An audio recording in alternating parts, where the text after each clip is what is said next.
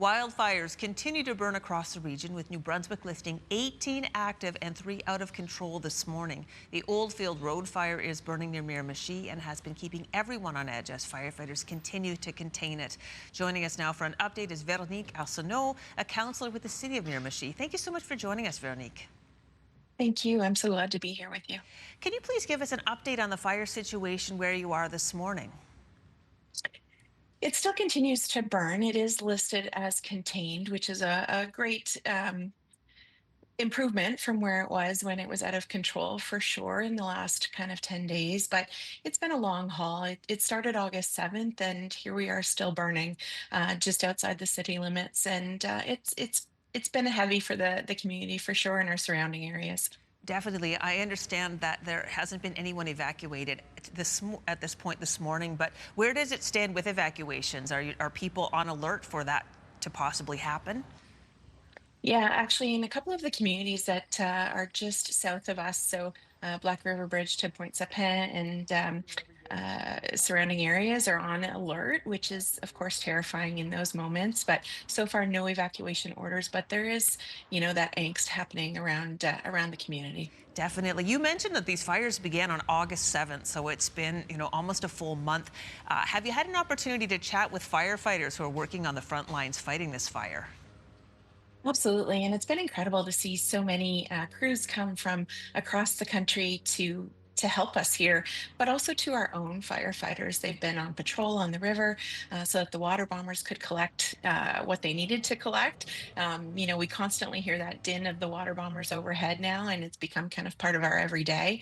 But we're incredibly thankful to them, but I can imagine, and some of them have shared that they're getting tired for sure, and it's a lot of work, especially in those days when it was plus 43 here and it was dry. Very dry. I was chatting with some firefighters yesterday who are fighting fires in Nova Scotia, and they said that it is so hot and that they were actively working. At times, they wouldn't even have time to take a sip of water. So these people working on the front lines really are working as hard as they possibly can. What's your biggest concern today?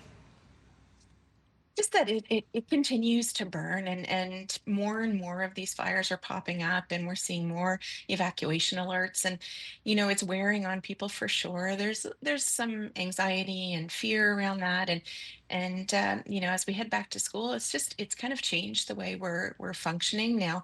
People are very thankful for the fact that it is contained now, especially the Oldfield fire, but concerned about their loved ones in other communities. It's a small area for us, and we know people in just about all of these areas that have alerts on the go. So it's really just thinking about everybody and making sure that if we need to, we can all kind of spring into action. Definitely. Well, as a councillor, you would be on the front lines of receiving people's concerns. I mean, what are people telling you?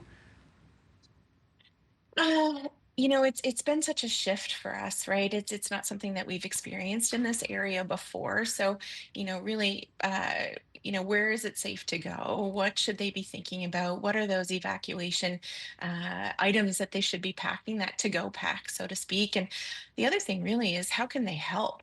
That was the question over and over and over again: is how could they support the firefighters? They knew a lot of them couldn't be on the front lines, so to speak.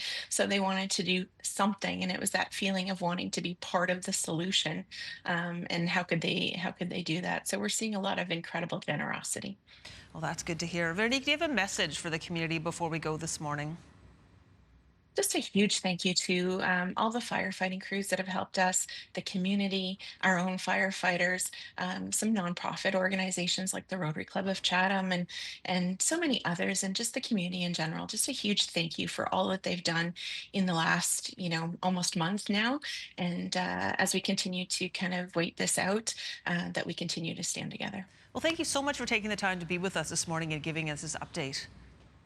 I appreciate the time. Thanks so much. You're welcome, and stay safe. That is Councillor Veronique Arsenault with the City of Miramichi.